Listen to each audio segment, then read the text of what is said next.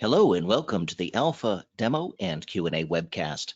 I'm Dave McCormick, VP of Product Management here at Alpha Software, and I am pleased to be joined by our presenter, Sarah Mitchell, our Director of Customer Success and Head of Documentation. Today, Sarah is going to be going over, if I'm not mistaken, client-side debugging. I think you're going to find this to be a very interesting session. But we're also here, of course, to answer your questions. You could type those questions into the questions box or the chat window of the GoToWebinar control panel. So let's get started. Hello, Sarah. Are you there? I am here. Excellent. I'm going to go ahead and make you the presenter. Amazing. And there's your screen. I'm looking right at mobile app development software, Alpha Transform free trial, and I'm looking at Alpha Anywhere in the foreground. Awesome. Hopefully that's the right monitor. All right, good. Yes. Other monitor is unavailable at this time. Excellent. Having video driver problems. I also don't have a presentation for today. I apologize, guys. I didn't save it last night. It's gone. So, but I remember everything I wanted to talk about, and You have a it's really presentation. driven. Yeah, I you have just a don't have presentation. slides. That's all right. I don't have We're doing it off the slides. cuff, the old-fashioned way. I love it. So yeah, this is just yeah,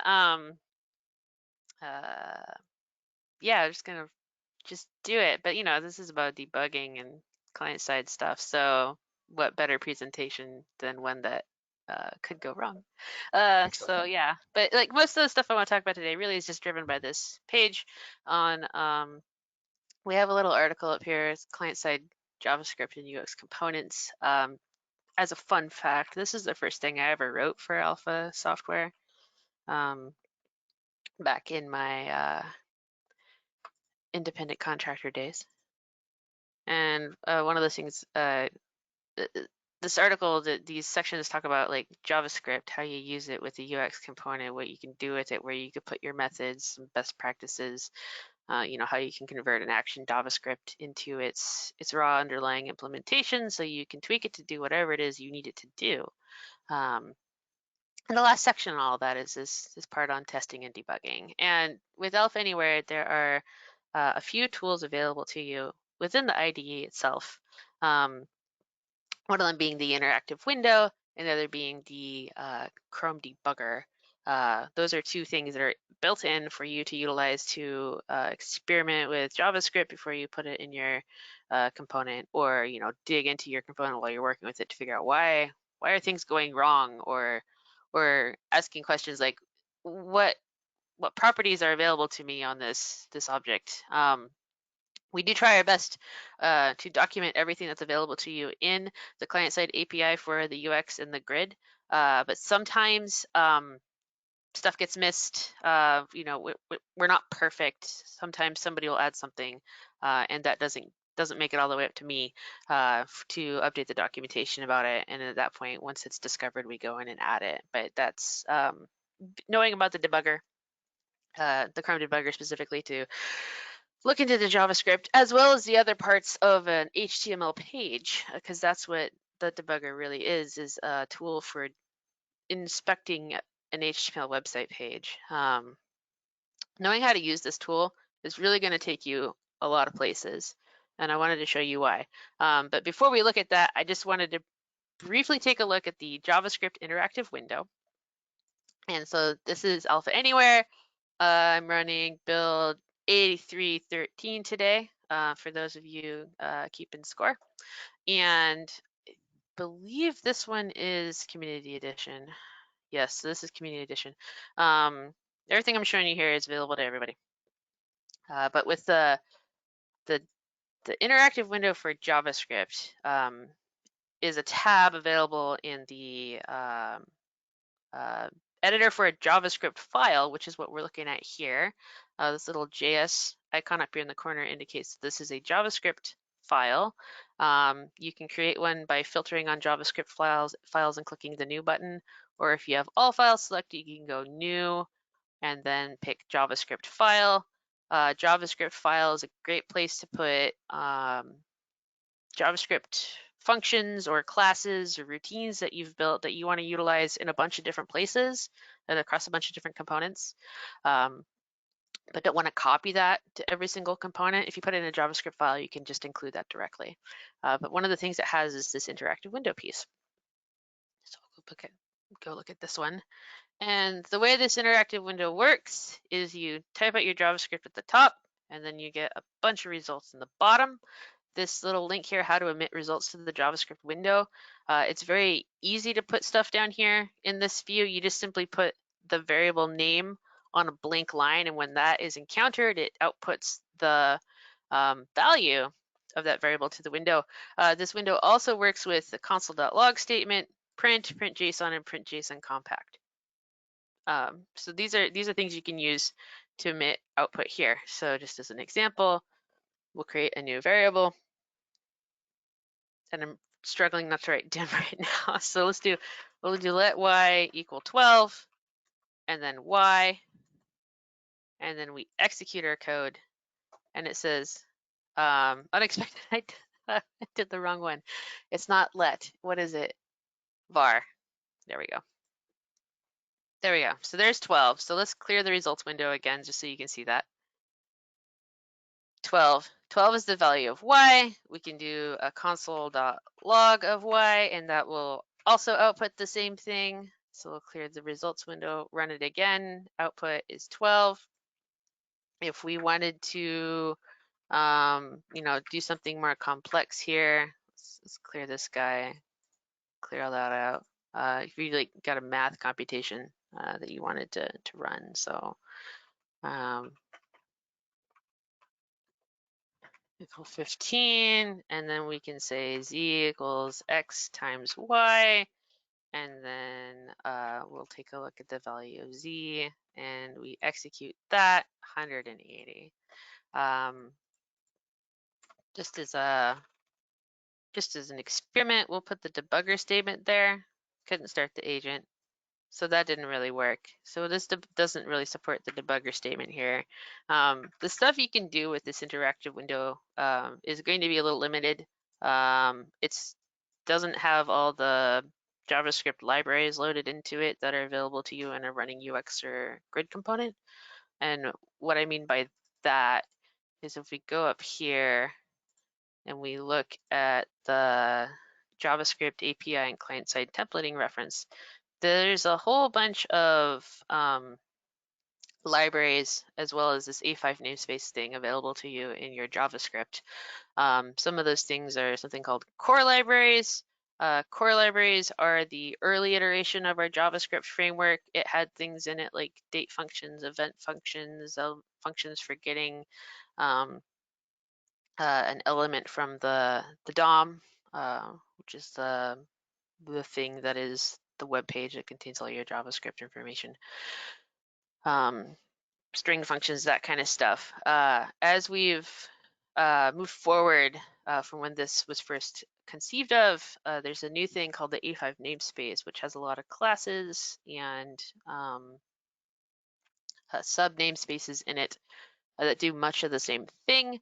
And a good example of that is the a5.u.element namespace. This is newer. It's got methods in it for getting information out of the DOM, setting class names, reading class names, getting attribute names, hiding an element, so on and so forth. So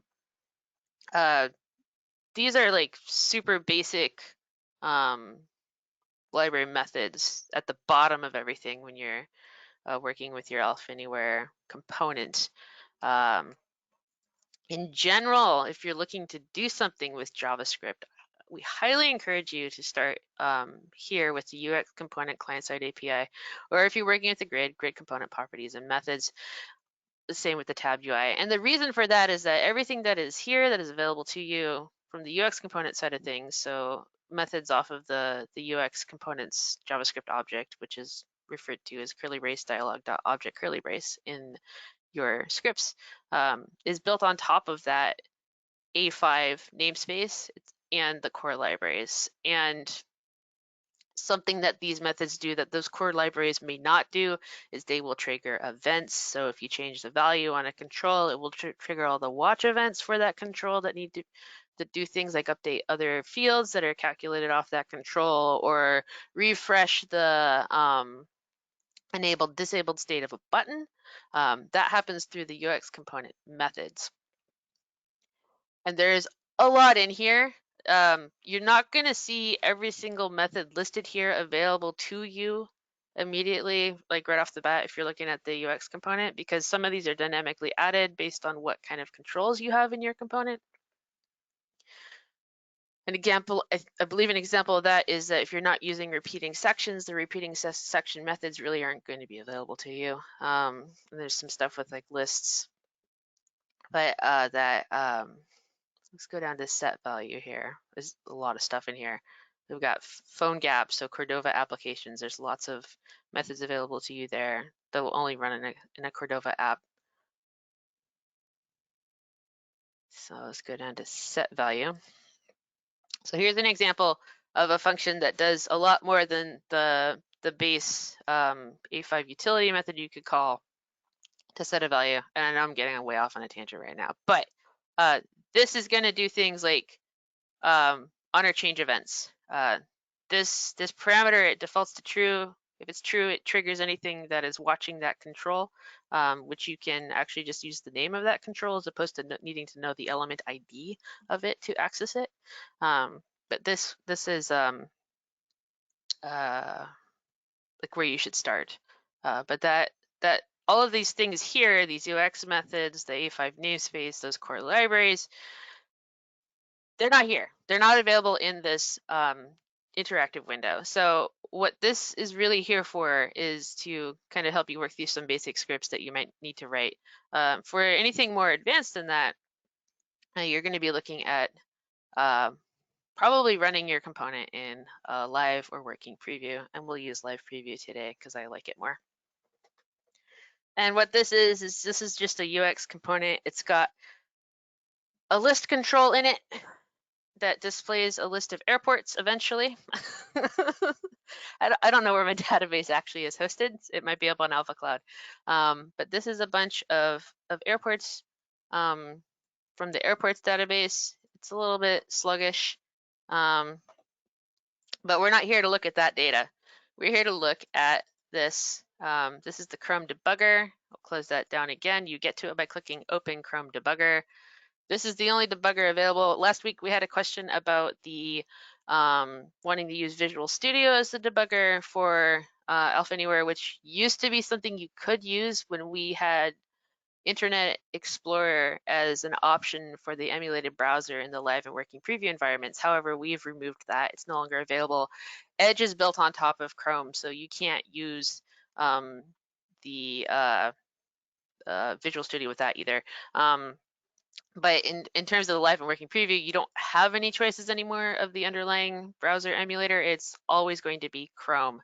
So the tool that you got to learn is this one. And this is the Chrome debugger. It has a bunch of tabs across the top here. The first time you open it, you'll probably be on the Elements tab. You might be on Console. I'm not really sure it remembers what you had open last time you opened it. So, this across the top here, this is a host of information that you can learn about your application. So Elements is just the raw HTML for this this view here. As you mouse over things here, you can see things are highlighted. So if we like expand this and then come down a way a bit, we can see here is a div that highlights our entire list box, which means this div is around that content. And if you click the arrow, it expands it. And you can keep drilling down into it until you get to something like the header and then a single element within that header. And now we've drilled all the way down into the text code, which is the heading over this column. So that's how you navigate this tool up here, the little box with the arrow on it. If you click that, this lets you click on the interface instead to select something. So now we've clicked on that. Hold on again. Let's do that again. it's a little bit sluggish, and I apologize for this. Let's close this and open it again. There we go. I've got it selected. So we click on Sydney Muni. That's going to highlight the content here. And if you expand it, it's going to show you the actual value in that text. And Dave, I'm going to very briefly change this list to just be a static list because I think the volume of data that's in here is causing a problem. That might be an issue. Yeah, makes with sense. the browser. So let's just make this a static list. Let's populate it with some basic data. Let's insert some sample data.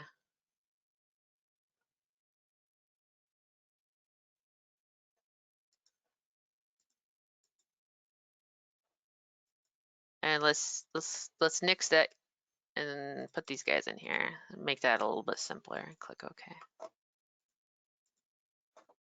I don't think my computer wants to drive the webinar and connect to that database at the same time. So we're back here again, and just to give this a chance to open up again. There we go. So here we are. We click on this. We can highlight roads. See how that, as I mouse over it, it highlights over. It updates the UI on the Elements tab. So this is useful drilling to things. Very briefly about the colors that you see here. When you mouse over something, it's showing you two things. It's showing you the padding and then the size of the actual content. And that is also reflected over here. If you look in the styles here, you hear this is that blue box. That's the green box. If it had a border, it would be yellow. And if it had a margin, it would be orange. So that's what that's telling you. If you've ever been in a situation where you're like, why is there a weird space between these two items? If you pop open the debugger here and you go and click on that element, it could be that you have some padding on that thing and you need to get rid of it if you don't want it there. Or it could be a margin, or maybe the width has been set wide, so then you need to go find a width setting somewhere to fix that. This can help you kind of discover those types of flaws in your, or resolve some of those things that you want to change about your application.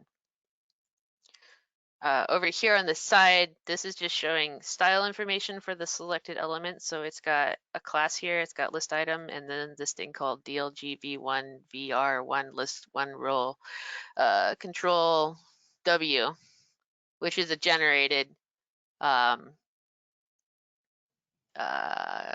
name assigned to that element. But if we have that selected, you can see the items here. This is all interactive and editable. So like if you didn't want all the padding on the list items, you could turn that off and see how that would appear. All right. If you don't want the pulse, or maybe you wanted to change the box shadow color to something else, 255. So now it's going to be like a pink when you click on something, which you can't really tell here. But you can experiment with this stuff here. Debugging an application on the client side is more than just JavaScript. It's going to be your HTML and your CSS as well. So if you take anything away from this presentation today, it's that you should learn how to use elements, you should learn how to use this inspector, and you should familiarize yourself with what's here in the styles. There are a few other tabs available to you, such as computed, event listeners, DOM breakpoints. This is something I've never actually used. The properties of what's selected, I think maybe, and then some accessibility information. So this will tell you a lot. Computed might be another one to look into. This just tells you for the selected object here. So let's pick something a little bit easier. Let's go grab this list one item up here.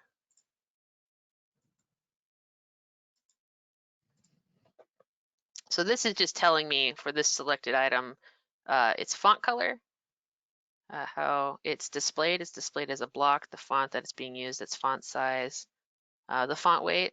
So it's got a font weight of 700, which is bolder than normal. I think normal is like 400 for fonts, and all the padding information for that. So that's what's been computed for this. So if you see something you like or you don't like, and you're trying to figure out, what is that, then you could narrow it down to a specific property here, and then go dig through the styles applied to it.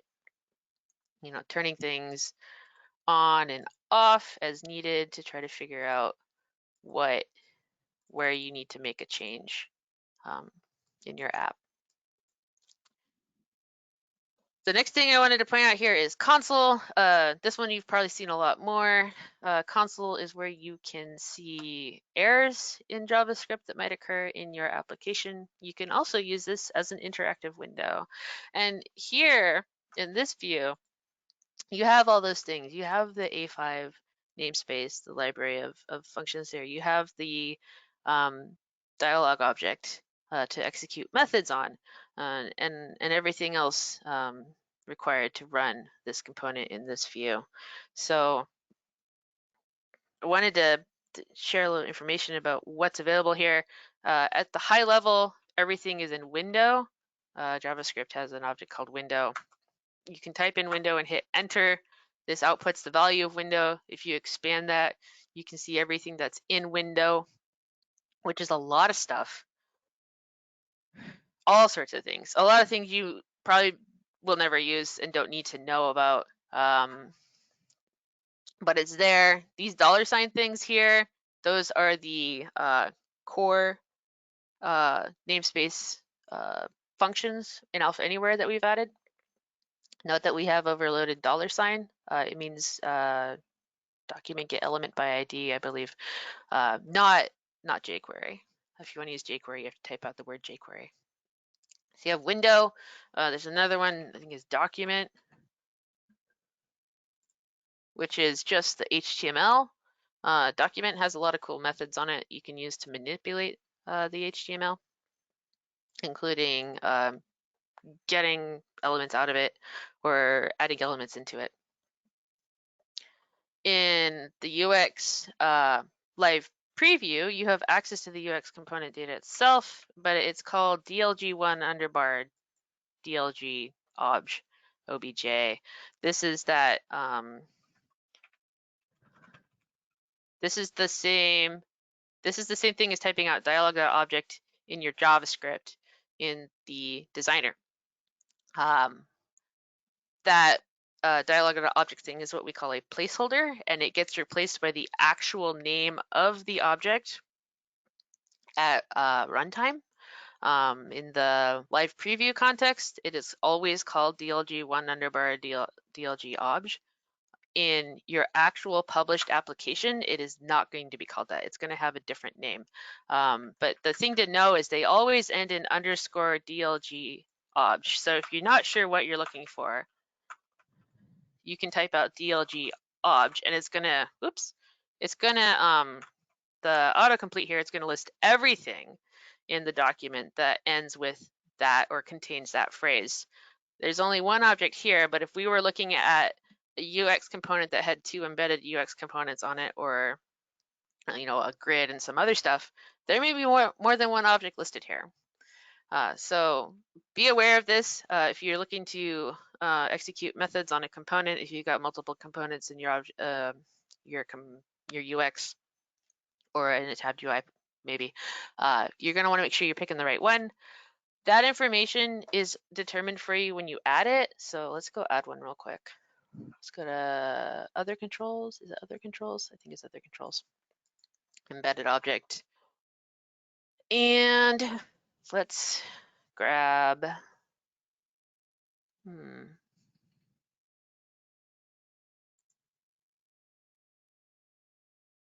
let's grab alternating rows UX here and embed that right there. So now I've got a list and I've got an embedded object, and that the name of that dialog object, JavaScript object, is determined from this alias property. So if we go here and we just call this colors, as opposed to letting it use the system default, and go back to our live preview And hopefully I haven't grabbed a UX component that I was testing something that was broken. So now if we go back here, this is our the same Chrome debugger. I'm going to close it and reopen it just because that seems to be working better for us today. If we type in DLG obj now, there are two, okay? So we have DLG1 underbar colors, underbar dialog object. That's our embedded object. And then we have this other one, DLG1 underbar dialog object. That's the parent UX. So that's how you can look these things up here. Once you have one of these, you can do something like get value, and then you do need to know the names of your controls at this point, but you can do something like get value list one. It doesn't have a value. Let's pick something here. If I press the up arrow, I can run that again. Now I've got a list of data, so on and so forth. So this is how you can interact with this. You can write whole scripts. There's an option to make this multi-line. Trying to remember how to do that though.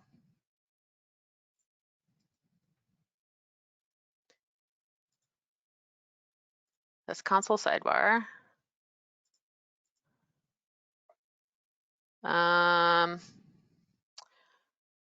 We'll have to figure this out later. There are two views available. So in this current view of the console, it's just like one line of text that you write and then you execute it when you hit enter. There's an alternate view available, and I can't remember how to get there at this time, but we will look that up and bring that up at the next webinar, where you could put in like a whole function definition and then run it, which creates it, and now that function is available to you. In fact, if we do something like function add a, b, and then return a plus b, okay, that defines a function. And now if I go add 3 and 5, it returns 8. So you have a lot more, available to you here in this interface. You can dig into function definitions. Every function in JavaScript can be, you can either step into it, or you can run something called the toString function on it, which just prints that function definition. This is something I'll do. Also, if you just type out the function, you get this little object you can click on, which takes you to its actual definition. So we went back there and we went up to do let's go back up to our dialog object one, get value, and we just take the parentheses off of it and hit enter. And then we click on that. It's going to jump to the point in the Alpha Anywhere library where that is implemented, and it's going to take a while to load it because this is a very large file. But it takes you where it's at. If you can't read it, there's this thing called pretty print in the corner. You're going to click that, and it will reformat all that JavaScript into something that's actually readable by a human and not a machine. This is very useful when you're working with somebody else's library and you're trying to figure out how to, call their functions, and maybe their documentation wasn't that great. Ooh, that looks way better. That get value function. This is much easier to read. You're still going to get lost because this is written by us to handle a lot of things.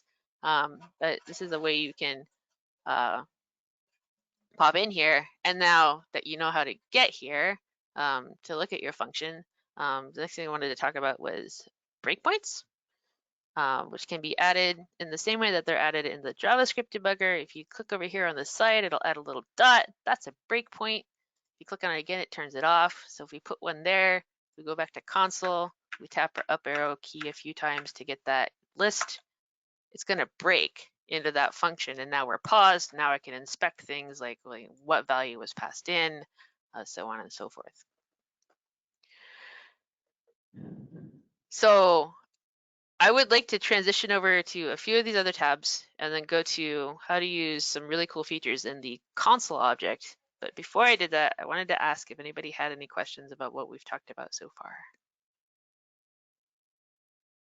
All right, so for questions, there have been some questions, but I think we can hold them because they're they're on topic, but they're things that we can go back to. So just like a Okay. couple of things like how do I make changes to padding and alignment, things like that.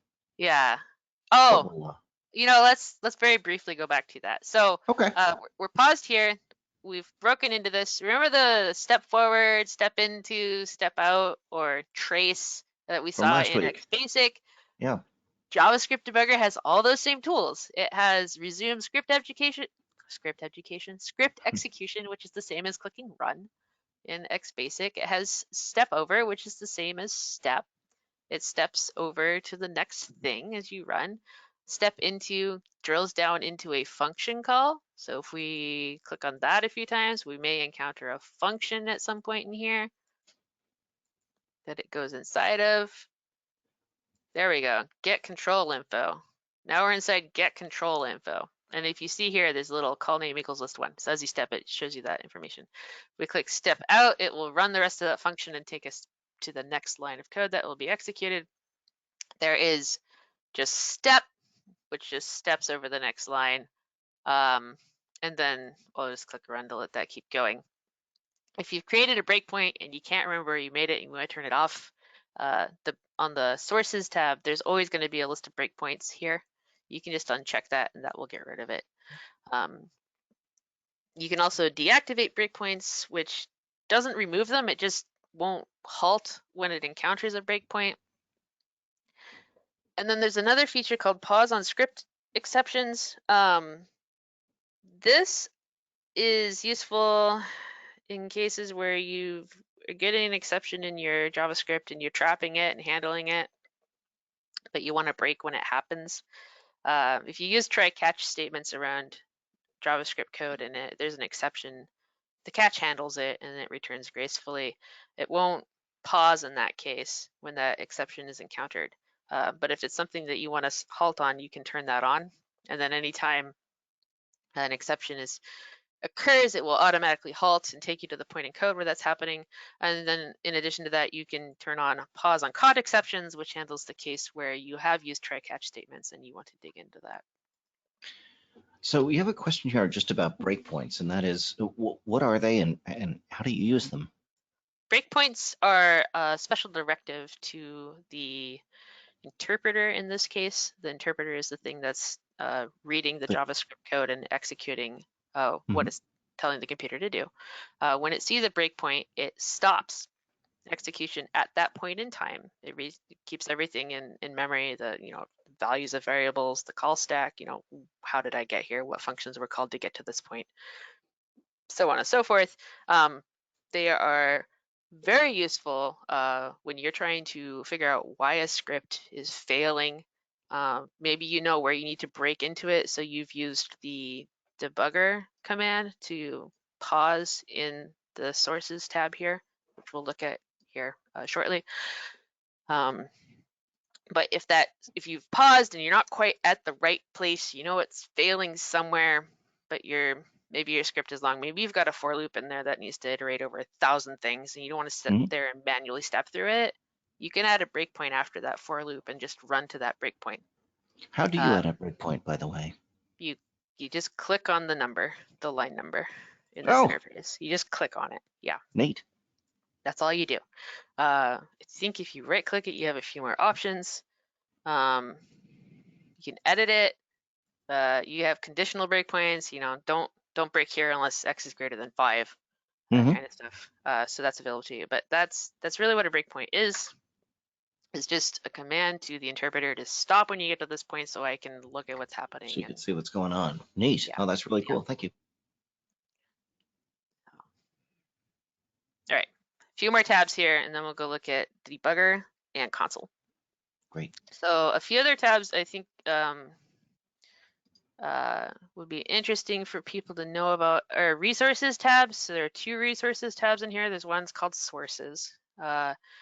This is all of the stuff that was downloaded for your app. So it's this file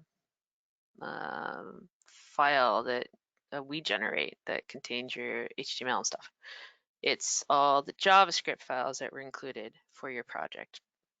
It's all the images that were downloaded. It's all your CSS.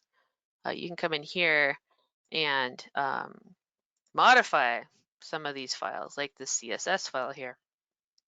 And depending on the debugger tool you're using, because the Chrome debugger, what you can do here applies to Firefox's debugger, it applies to the Edge debugger, the Opera debugger, the Safari debugger. They're all very similar in what features they offer and what you can do with it. But you can come in here and just edit the CSS here, and if you like what you've done, you can copy and paste it somewhere. You could save it as a new file.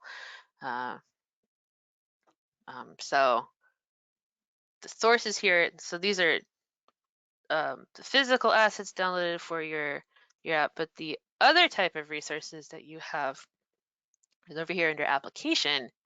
And under application is where you can do things like look at what's in local storage for your app.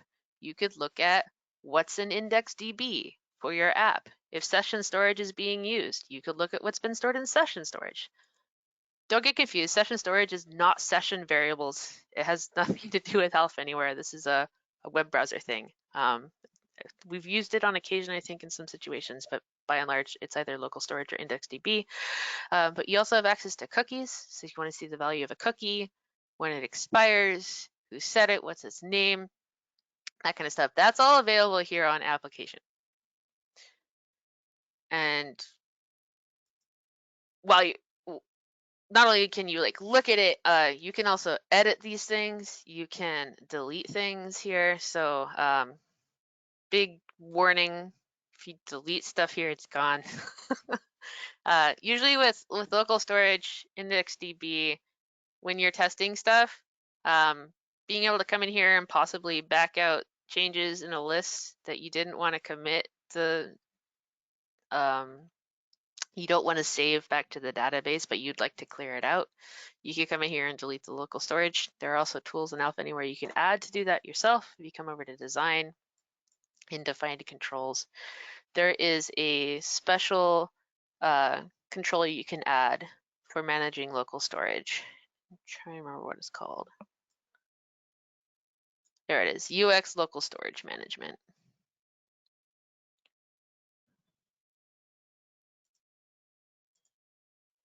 I'm having weird UI experiences today. So let's go here. Go add control local storage manager.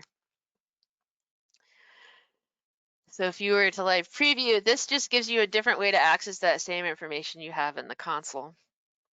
The difference being that if it's a control in your application, it has to be published with your application. Whereas if you know how to access the keys directly through the console, you don't need to include this in your app when you publish it. So, so that's a nice thing to know. I'm gonna take that out.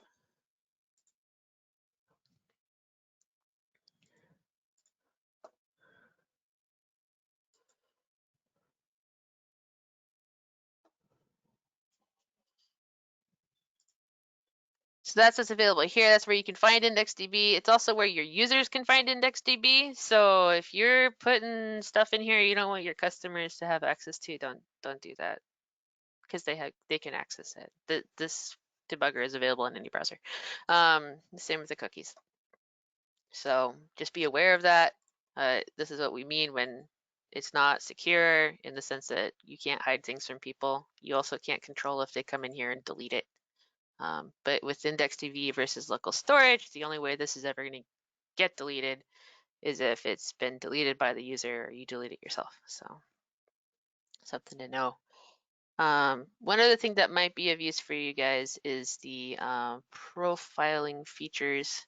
So every debugger has the option, or not debugger, every console. So the Chrome debugger has a tool for profiling your code.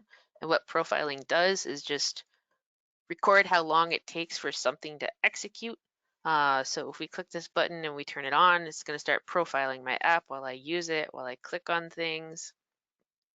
And if we stop that, it's going to generate a report for me. And this is going to have a ton of information in it that is going to be overwhelming and you may not understand it. But if you are, just spend a little time with it, figure out what it does.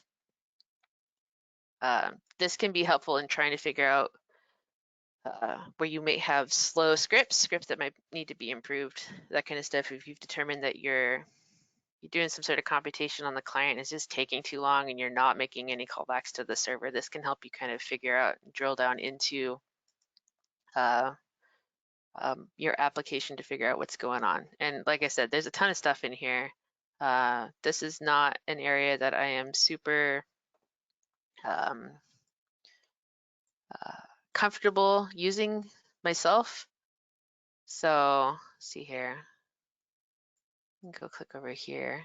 This also, I don't know if you can see this, is taking screenshots of the app as it's profiling, which is this checkbox up here. You can turn that off if you don't want it. But maybe you're trying to debug something and this can help you capture that information.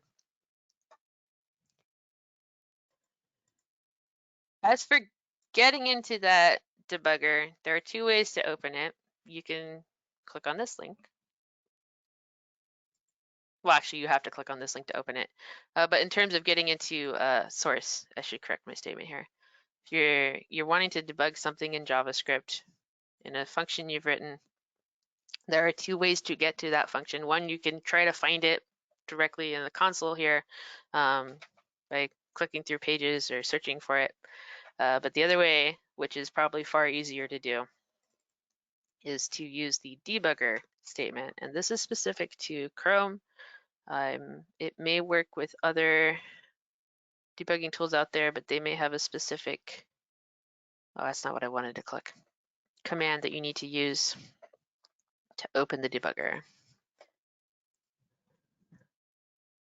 Let's go here to onClick. So it's just debugger, semicolon, that's the statement. And what this does is it halts script execution and opens the script up for debugging. So it's like a breakpoint, but it's one you can add programmatically.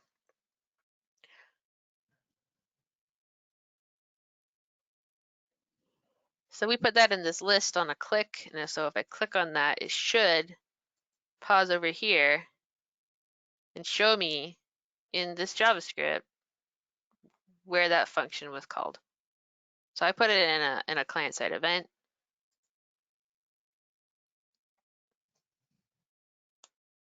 Let's give this a minute to resize. There we go. So this is that debugger statement I've added. I added it to the onClick event for the list. OnClick is actually a function. And then here you can see within this function, if I had more code in here, you would see all of that as well as this paused state. This here it says it's paused in debugger. If this was closed, it wouldn't pause. So if we click again, it's not going to pause. So you do need to have this open. If it's in the background, it's going to show you that. You can bring the Chrome debugger to the foreground by clicking this link. But that's how you can pause and break into your scripts. A few other things that are useful when debugging, and we saw a little bit of this during the webinar last week, is the console object. Console,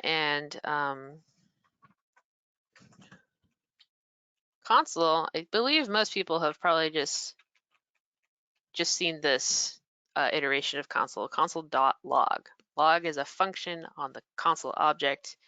Console is so much more than log. I am getting better at using it in the other ways that are available, but I wanted to show you guys a few things you can do with it today that might help you exploring things, narrowing down information, whatever it is that you need. So we put a console.log statement in the click event for this list one. So anytime I click on something, it's going to print the statement click list to the console. And that every time I click on it. And because this message is identical every time, it's just incrementing this value here. It says it's been printed out 5 times. This is just a I imagine this is just sort of like a visibility thing, like not filling this up with information. but I mentioned that there's more that you can do with console. And if you go to MDM's website for console, and I'll give you guys this link, you can see all the methods available to it. Now, bear in mind, MDM is Mozilla. So this is their implementation of console. The debugger in Alpha Anywhere is Chrome. So some of the things they have listed here may not be available in Chrome. Mozilla is very good at flagging that out. So example here, console.profile has a big warning symbol next to it. And if you mouse over that, it says it's non-standard and that you need to check the cross-browser support before using this, which means that some browsers have implemented this, some have not. And you can find that information by visiting that method and scrolling down here to their browser compatibility section and just seeing who has done it. And if the browser that you're using, which we're using Chrome, is there, you can look at the history.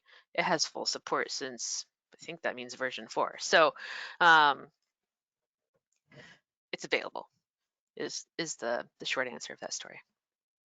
But you want to check, because if you use it and it doesn't work, or you get an error message, and there was a little icon on here, it probably means it wasn't implemented in Chrome. So if you look at the methods here, you can see there's so much more than log, and I picked a few, picked 3 to show you guys. One of them is assert. So Console.assert.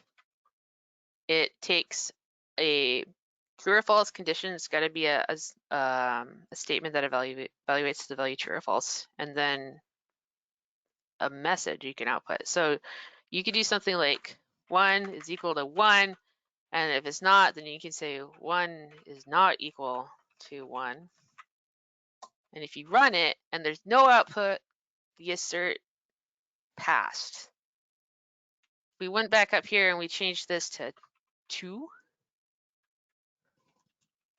If we assert that 1 is equal to 2, this is going to fail. And it says assertion failed. 1 is not equal to 2. I still have pause on exceptions turned on, so let's keep running that. That's an exception event. It's going to have a red warning icon on it in the output because this is an error. Because the assertion that I made that something has a particular value or a state or an equality, it failed. And the reason I want to show you guys this is that Console.assert is a great tool to use when you are building tests for your scripts, for your routines.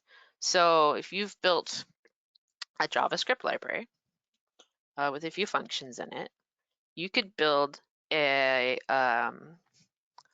JavaScript function or something to test all of those functions and use Console.assert to make statements like, if I call my function add with the value 2 and 3, it should always return the value 5. And if that doesn't happen, I want to know about it. So you could build up a little testing suite for your scripts, put all these console asserts in there, and run it. And if you get nothing in the console, it means everything passed and you're good to go. If something pops up, it indicates to you you might have a problem, and then you can go investigate what that issue is. So this is a very powerful tool to include in your scripts, your script development. Another one you may want to consider using is, instead of saying something like console.log, you could do a console.error. And I believe, yeah, this just takes some data. And what this does is, instead of just to show you the difference here, if we do a console log of the same statement, console log just prints it out. Console error puts a little error icon on it. So if you've developed something in JavaScript that someone else is using, you could have a console.error statement run where if they pass in a value that is outside of the parameters that you accept for that function, you could console error out a statement like expected a value between 1 and 2, got 3. That kind of thing in your in your functions. So that could be useful. And then a third one that I found that I want to show you guys today is this really more relates to the times when you write into support or talk to Selwyn or watch a video where we say just alert the object. So use alert and then the object name to see what's in it.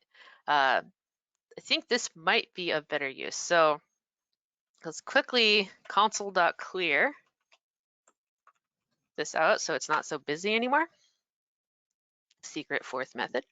And we'll look at something that came up last week, and it was let's look at dialog obj.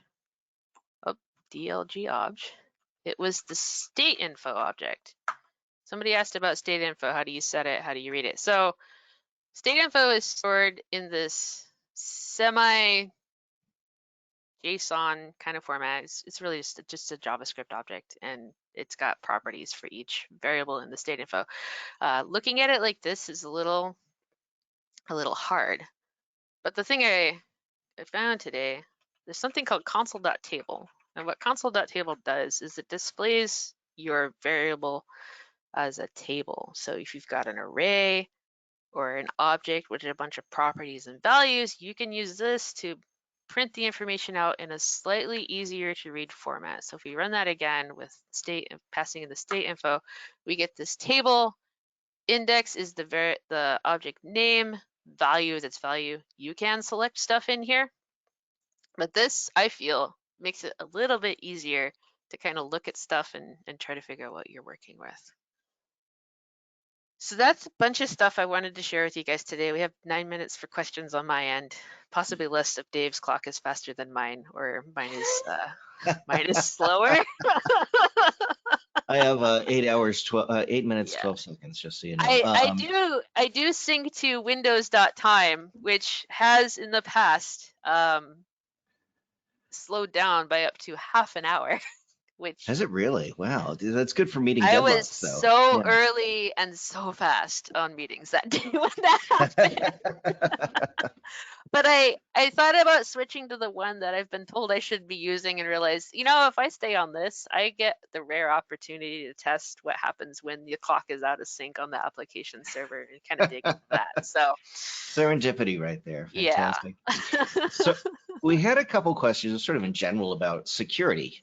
First of all, does this tool let you see encrypted data that maybe you wouldn't otherwise be able to see on a page? If you've stored it on the client, if you've started on the client, you would be able to look at it. Yeah, anything on the client. So the thing you need to realize when developing web applications and mobile applications and desktop applications is that any information you put on the client, maybe not so much on desktop alphanumeric apps, but certainly on web and browsers, if it's on the client, if you've put it in a variable, you've stored it in local storage, the user has tools they can use to access that. So you have to assume that information that you put there could potentially be tampered with or seen. And if you have information like passwords or security credentials that no one should ever have access to, you should never send it to the browser. You should keep that on the server. And likewise, if you have information you want to capture that you're worried about users tampering with, such as time information, and the example of my clock being out of sync is a really good example of this. If you want to, know when something happened, you can capture that information on the device, but the device is unreliable because the client, your end user, is in control of it. So while it might report back that they clicked on this button yesterday, they could potentially have tweaked their clock. So time stamping that when you get it on the server is also a good thing to think about doing. So it's really with data security that if you have stuff that no one should have access to, you should just never send it to them. And then someone else asked, how does the security work with the debugger? I don't necessarily understand what that means. All right. So assuming that you're going to use the Alpha Anywhere security framework and you're running it, and today we've been going, in live preview? Is that pretty much it? And then using the console. Yeah, we're just doing it's available in working preview as well. Yeah, okay. So what would happen is in the case of live preview though, right, or you're not able to still technically log in, but you're not able to manipulate anything in the actual security framework just using JavaScript. That's all sort of hidden from That's you. all the security framework functionality is implemented in XBasic. If you are Yep. able to access that from JavaScript, it's either so I think that the things you can do with the JavaScript side are log in and log Yep. out. Yep. Those don't really give you much room for anything else. Yeah. If you've exposed other things, like the ability to change somebody's password from like an administrative standpoint, Hmm. you definitely want to make sure that is behind a login. Right. That's how you secure that. You don't Hmm. just put it out there for anyone to access. Right. But yeah, the Ajax callbacks that do those things, those are all still happening in XBasic. The Hmm. worst the client can do is make the request. Right. Yep. Let's see what else we got here. Oh yeah, well, we got about 4 minutes left. Can you give us like a quick, like if you're doing, this just has to do with spacing and alignment and stuff like that. Mm, And if you make changes, like let's say you wanted to make changes to the list control. You had a list control example before, I think it was like names and yeah. address. And in that list control, you were taking a look at it in the debugger, and the debugger showed you, oh look, here's the padding and here's the margin, stuff like that. Mhm. What could you do here in terms of changing that? I suspect you could maybe change it just to see what it looks like, although alpha will then spit it out, will undo your changes the next time that's rendered. Yes. How would you then dig in? I know you've covered this before, to change, say, the padding or something like that on a particular element on a list. I know that's a longer question. We've definitely done Yeah. session specifically on this, but I don't know if this is something If you could we have, do quickly. and we may have more in-depth sessions about this at DEF CON. Yeah. So I mentioned before, this is all interactive and editable. So this list item class, which is defined in style.css, if you click on that, it will take you to that file here, CSS. I believe it is probably this one. Yeah, it's alpha style or alpha-blue style.css. So it's this file, not JS, just the CSS one. So that tells me where this is defined. But if you wanted to play with the padding, if you wanted to get rid of it, you can uncheck that property here. Mm-hmm. I recommend experimenting with that, because sometimes if you see a line through something, it means that that property is being overwritten by something else. Right. For example, list item selected is above it, right? So Mm-hmm. the stuff at the top is taking precedent over the stuff below it. Right. If we uncheck this background, nothing happens. If we uncheck this background, see how it changes? Oh yeah. So you can interact with this to change it. You can use arrow keys to change these values. You can type them in manually. Big, huge spacing. Oh, I like the arrow keys, so you can start tweaking it and Yeah. saying, oh, you know what I really need is for this to be 16 points, and then you go Yeah. actually edit the style behind it. Yeah. Yes, you can do that. If you don't like what list item is doing, but you don't want to change everything, you can come up here to element style and do something like padding 0. And so just this list row will have this style, right? And Yeah. then you can do something like you could copy it. So I just moused over that and I copied it, and then take that back to the list builder, and then come up with some convoluted way to figure out when it is that you're going to set the padding to 0 for Sure. a list row when it's rendered. Like Uh, only people named Not as Allison or easy with something. the list. The viewbox is easier to try to do something like that, because you're Hmm. dealing with the data at the root and not Yeah. on an individual row basis. But yeah, that's how you can work with this. Um, and see, when I added this up here, it crossed out padding 14 here. So then if I turn that off, it goes back to the original. The class name, if you want to overwrite it, you can edit the style by copying it and making a local copy of the alpha theme that you're using if you don't already have one that And you're then working with, or you pointing can that copy UX that to the class local name. copy. Yeah, Yeah. Hmm. and then use that for your UX, or you can copy that class name and just take that definition here. Let's go 20px We'll just copy the whole thing. Just grab all of it. Go back to design, properties. I'm getting a little confused because I've been using the tray over here all day. Oh yeah, sure. Go to local CSS definitions and paste it in. Mm-hmm. All right. This will be loaded last. Remember that in CSS, the last thing loaded always wins. So now all of our list items will be bigger. But notice now the highlighting is gone because I copied the Because you killed it. background. Because I killed it. So now if we go and we select this guy, we got it selected. Right? See, everything's that's lined out because this guy defined an untitled page layout live preview.faw. That's our UX component. Separate page, yeah. The background's overriding it, so you turn that off, and now you've got what you wanted. So we go back there. We come in here. We just delete that, and we don't need cursor default either. That can go away. We just wanted the padding, so that's how you can use that tool to help you out. Very cool. Sarah, thank you very much. We have run out of time. If you do have further questions, go ahead and send them into guides@alphasoftware.com. Until then, again, thank you everyone for showing up. Thanks, Sarah, for presenting, and we hope to see you at our next Wednesday webinar. Until then, take care and stay well. Bye-bye.